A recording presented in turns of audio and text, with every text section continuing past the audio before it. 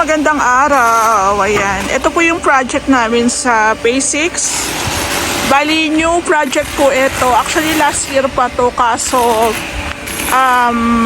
nagkaroon ng problema. So, syempre, bago po tayo magpasok ng mga materyales, hukay po muna yung ginagawa ng team. Ayan. So, actually, yung pinaka-likod nito, kami rin ang gumawa. Kaso, hindi siya full renovation. Pero ito kinamang full renovation po ito. Ayan. So, meron din pong charge ang paghakot ng lupa.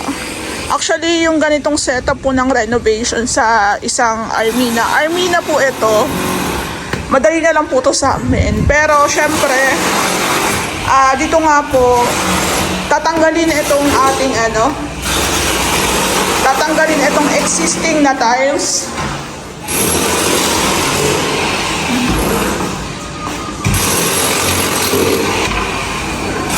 So, ito nga po yung wirings niya. Hindi pa naayos. So, since meron naman na siyang Meralco, naglagay na lang po tayo dito para at least kahit paano meron tayong source ng kuryente.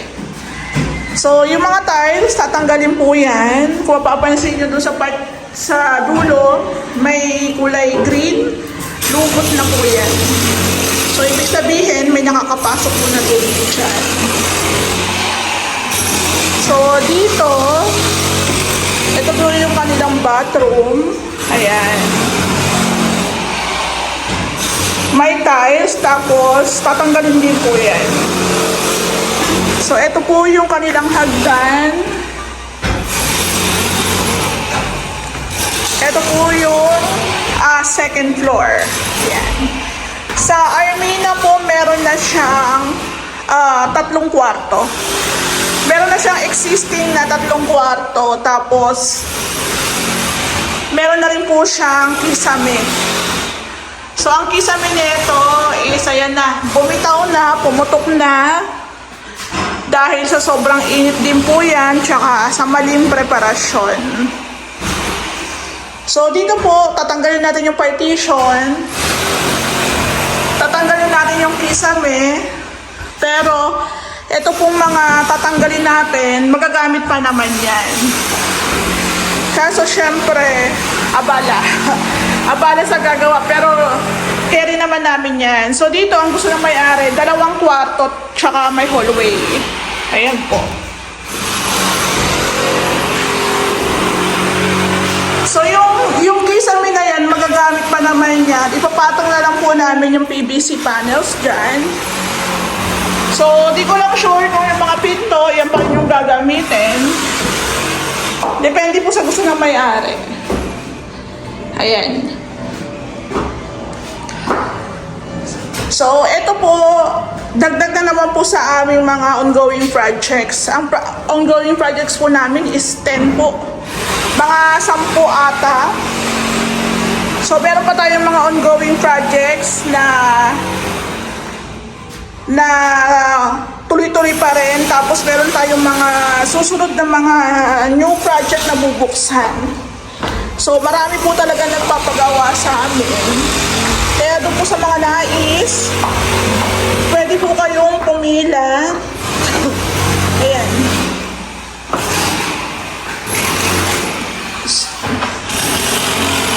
Five na. Tama na yan. Alas 5 na. 5 na. Oo. Oo. 5 na. So, ayan po. Ang galaw po namin dito sa unit ni ma'am is sinabi namin po talagang maraming projects at sabay-sabay. Pero ang gusto po ng may-ari, kahit paano po, is nauumpisahan na. So, dito po sa likod, nakapaghukay na sila. Ayan. Ayan, nakapaghukay na po sila.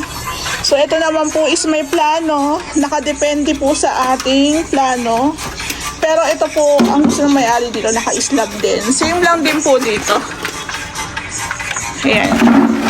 So, pinaligpit ko na dahil alas 5 naman na. So dito ma'am, tatanggalin po muna namin yung mga tiles, existing tiles, maghuhukay para po clear na yung area. Ayan. So ito po, pwede ko na rin po siyang ipahakot. Baka po bukas na lang.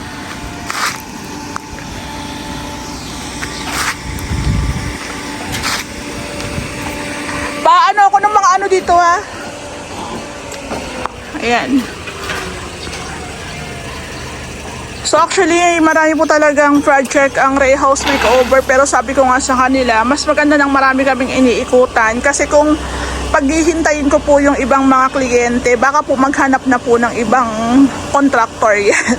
So dahil gusto nila magpagawa sa amin, ayan, so pagbigyan natin, basta wala lang pong madalian. Ayan o. So bali guys, ito na yung update natin dito sa project namin sa Phase 6 Lumina. So nung mga nakaraang araw po, nakapaghukay naman na ang team. Ayan. So nabawasan na nga rin dito ng bahagya. Tapos sa gilid, nakapaghukay na. Pero dito sa may harap, medyo standby muna gawa ng pag nag-deliver po ng graba tsaka ng buhangin, dito siya nakatambak. So baka po bukas pwede na ako magpa-deliver, tag isang truck lang muna kung gagamitin na. Ayan. So kanina nagpa-deliver na po kami ng 400 na CHB, tapos 120 tsaka 150 pieces ng ating 10mm tsaka 12mm. Ayan. So dito sa unit nila ma'am, bali full renovation po ito. Ayan, tsura natin. Full renovation po ito, kasama po extension. So since nakailang beses na po kaming gawa ng ganito, alam na po namin ang atake dyan. So dito may mga nakatayo ng posting bakal. Ayan. So, ito po, naka-flash po yan sa asintada para hindi na po bumukol yung ating poste. Tapos, nasa 1 meter din po yung ating pinakalalim ng hukay. Ayan. Tapos, dito po sa katalikuran, kami rin po ang gumawa nito, kaya okay lang. So, ang magiging disadvantage lang nito, pag naglagay kami ng pader, hindi na po mawa-waterproofing, hindi na rin po mapaplastering yung kabilang side ng CHB. Pero, since kami po ang gumawa sa likod, alam na rin po namin kung paano yung atake dyan. So, waterproofing lang naman ang katapat niyan. So, yun dito, na lababo, natanggal na rin. So, lahat ng tatanggalin, huhukayin, halos naman napahakot na rin, kaya mas mabilis po ang trabaho. Walang abala sa gagawa dahil wala nang mga tambak na lupa dito.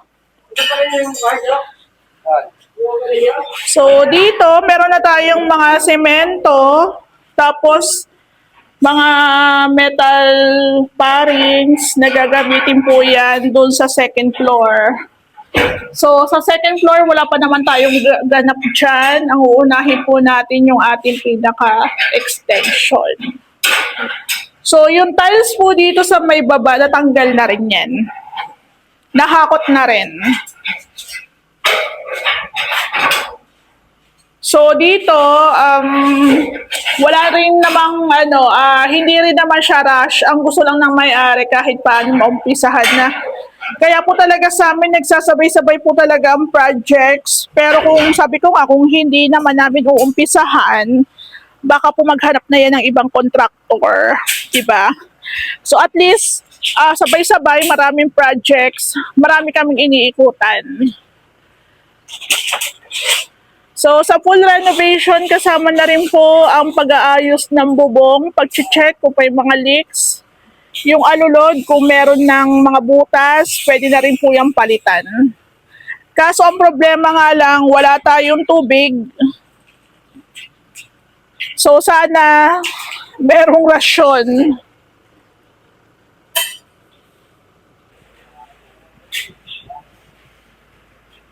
Update po tayo dito sa project namin sa phase 6. Ayan, siguro ano na kami dito, 4 days or 5 days, gano'n. Kasi hindi rin po kami makaalagwa ng gawa ng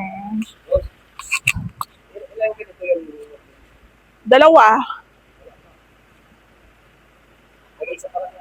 Oo, hindi naman na ipapasok yan agad-agad. Depende kung sasabihin nyo. Depende kung sasabihin nyo. Orderin ko na. So, ayun po, wala pa po kasing tubig dito sila, ma'am. So, ang kagandahan nga lang po dito, yung likod, katalikuran ni ma'am, is kami ang gumawa, tapos hindi pa siya natitirahan. Kanina, may message ko, kung pwede pong makiigib kami, tapos kami na lang po ang magbabayad ng monthly. Ayan, habang ginagamit po ng team itong tubig ni sir. Ayan. So, katalikuran, wala pa kasing linya dito ng tubig. Pero kuryente, meron naman na po. So, doon na lang po pinadaan yung tubo para dito na po yung baba ng tubig. So, hindi naman po tayo pwede magtrabaho nang wala tayong tubig dito. So, ayun. Kay ma'am sa may-ari nito, tayo po ang magbabayad ng water bill ni Laser. Ayan. Actually, mabait naman tong katalikuran nila, ma'am eh. Hindi pa nga lang sila nakakalipat. So, dito nga po pala, ayan, nakatayo na po yung mga posteng bakal. Nabuhusan na rin po nila. Ayan. Nabuhusan na rin po yung sa mga poste. At meron na rin po dito sa may harapan. So, ang gate po natin yan, hanggang dito lang po sa may poste ng kuryente. Ayan. So, dito, tambak tayo ng buhangin. Tambak din po tayo dito sa kabila ng graba. Ayan po. So, yung diskarte ng team, dito po sila sa loob naghalo. Ayan. Yan sila naghalo sa loob.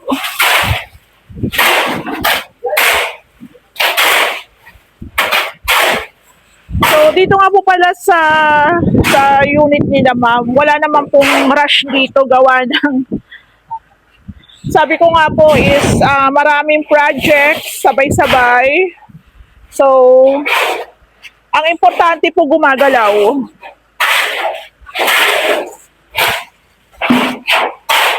Ang importante po nauumpisahan na. Yun naman ang gusto ng may-ari. Yan. So, buti na lang, walang init dito. Walang init dito sa may likod. Oy. Oy. Ayan.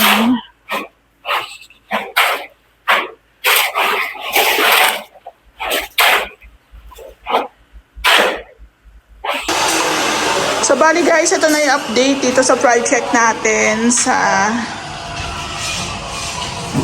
phase 6. Ayan. So, ilan po, pito po ata silang gumawa dito. So, tulong-tulong na sila sa pag-aasintaga. Actually, Sunday ngayon, walang pasok. Pero, yung iba kasi, pag gusto nilang pumasok, pwede naman. Ayan.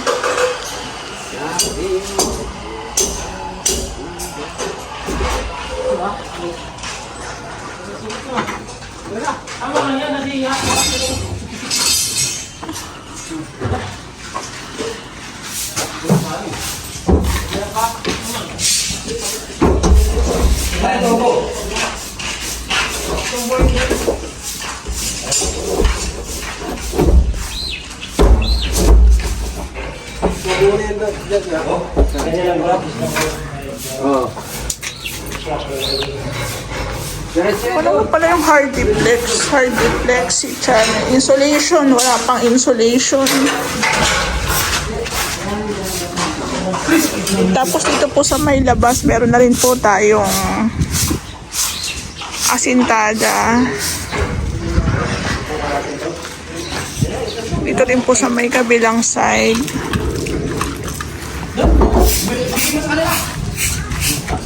Saka mo na. Gitna lang yan dyan eh. Gitna ko lang dyan sa...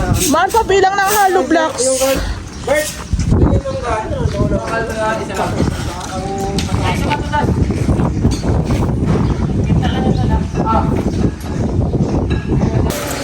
So bali guys, ito na yung update dito sa ating project sa Phase 6. Ayan. So umakyat po ako doon sa taas. Halos okay na siya, parang wiring sa lang ang kulang. Napaglatag na po sila ng mga bakal. So according kay Jake, pwede na tayo magbuhos bukas. So meron naman tayong mixer para mas mabilis po ang ating buhos. At the same time, hindi na rin po mahirapan yung ating team. So dito po, nag-order na rin po kami ng mga... Ang pasok po kasi ng materialis, hindi pwedeng paunti-unti, lalo na hassle po siya sa pagkuha ng gate pass. So yung iba pong metal tubulars na gagamitin po dito sa may harapan, pang roofing lang muna yan. Then the rest na bakal is dito, gagamitin po yan.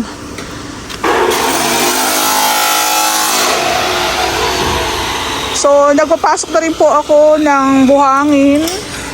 Tapos, ito po yung ating graba.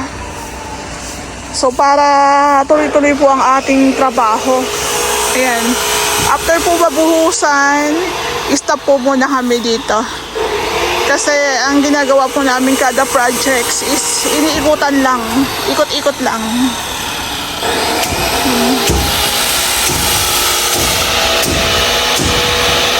Sa unit po nila ma'am sa Lumina, kami na rin po lahat ang nag-aasikaso ng mga materials. So may mga prepared lang po sila na design. So kung saan po yung pinaka-nearest, yun na po yung aming binibili. Ayan. So dahil meron naman tayong sasakyan, doon na lang po namin siya sinasakay. Dahil ilang piraso lang naman po ang aming bibilihin. Ayan. So, gano'n lang sa amin. Asikaso po namin lahat pag hindi po available si client.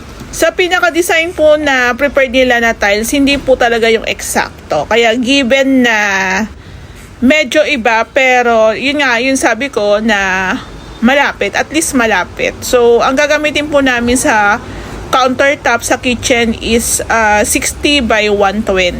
Ayan, ganyan po yung mga sukat. Price po ata niyan is nasa 1K plus. Hello po, magandang hapon. Ayan. So, ito po yung project namin dito sa may Phase 6 Lumina. Ayan po. Yung gawa po namin dito sa Lumina, pasundot-sundot lang. Pero nung mga nakaraang araw po kasi medyo hindi maganda yung panahon. So, nakapag full force kami dito. Kaya halos kompleto na, pabuo na. Ayan. So, dito po sa may front extension.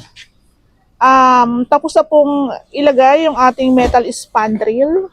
Ayan. So, yung gate natin, okay na din po yan. Preparasyon na lang po sa pintura. Kaso yung mga pintor ko po kasi, nandun pa po sa ibang projects na nauna. So, paghuli naman po talaga ang gate natin, pipinturahan. So, nakapaglinis na rin po sila, pakonti-konti. Ayan. So, ito po yung ating trench drainage, abang na po yan.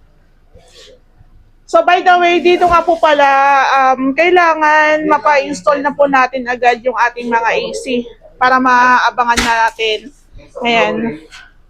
Before po tayo mag-tiles dito, nakaabang na po yung ating tubo. Ayan. So, ito pong metal spandrel natin. Plain lang po yan. Si ma'am po ang pumili. So, dito po sa may labas, meron tayong dirty kitchen. So, doon po dito po sa baba ang ilalagay yung tangke nila. Ayan.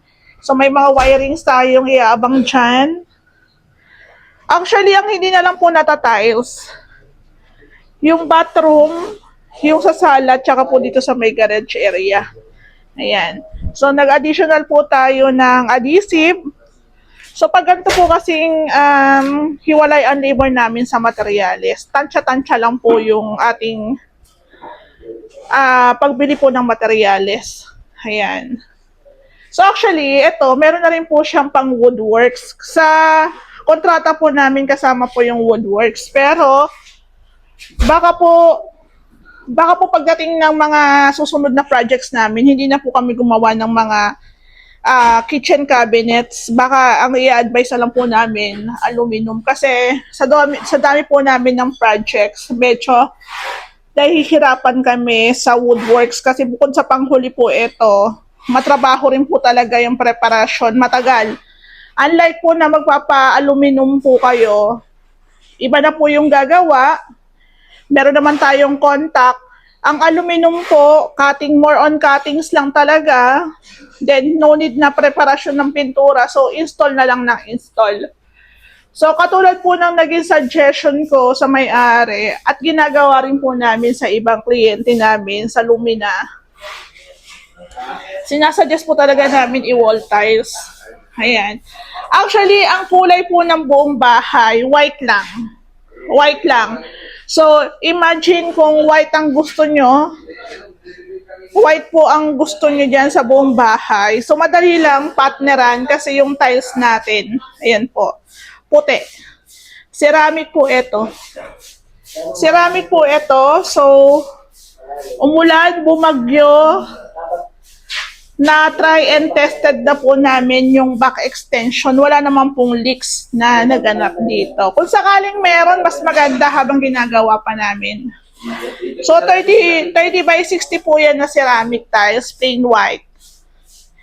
Ito may mga abang tayo ng outlets. Ayan. Tapos ito po yung ating kitchen countertop.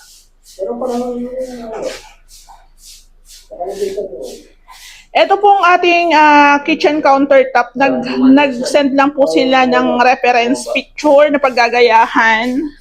60 by 120 po ito. Tapos ito 30 by 60. Isasagad na natin yun doon. Oo, sagad na yan doon. Para medyo malaki. So, ito po yung nag-send sila ng picture. So, kami na lang ni Ray ang naghanap po ng tiles na pwedeng gamitin. Ayan. Hindi ko alam kung ano eh. Wala pa yata dyan. Kung sakaling may sobra, yun na lang. Ituloy na lang to. Oo. Ilan pa ba sobra? Isang box pa. Ilan pa kaya? Saan yung ano ito daw? So, ito guys, ito naman po kasi is range wood. So, ang computation po kasi namin ni Ray, hanggang sagad po yan dito para mahaba po yung ating backsplash. Ayan. The rest po kasi is wall tiles na. Yan na po yung magiging sapin ng ating cabinet. So, dito na po yung rep. Tapos dito po meron tayong pantry. So, ito ma'am, pag napanood nyo po itong vlog ko, maliit lang po talaga yung kitchen. Ayan. So, I think, doon po yung ating gas range. Dito po yung ating lababo. Malaki pa rin po yung ating space dito. Actually, sa bahay ko nga sobrang liit talaga kasi townhouse lang kami. Ayan. So, dito po sa may extension, naka-slab tayo. Tapos, ginamitan din po natin siya ng PVC panels. Tapos, meron din po siyang kornisa sa mga gilid-gilid. Ayan. So, meron tayong abang dito sa dining. Dito po yung magiging dining. Ayan.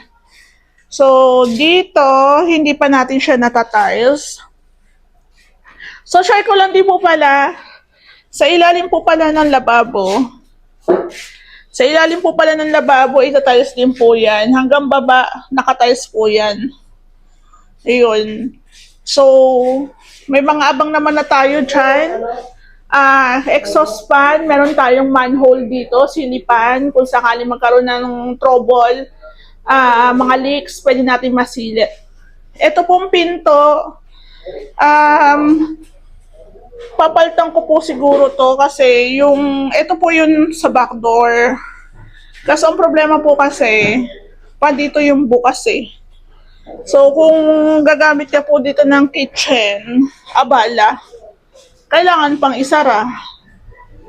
So, baka po papalitan ko ito ng kahoy na dito po yung magiging palo ng ating pinto or papasok. Pero I think dito na lang sa side.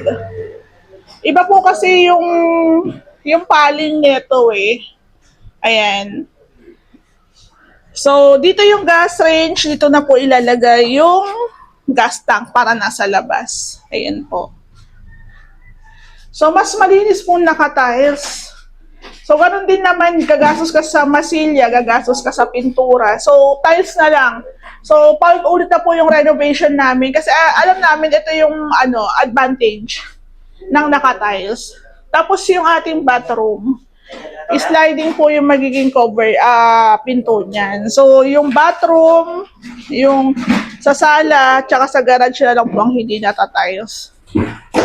So, pero ito po is meron ng kisame. Ayan.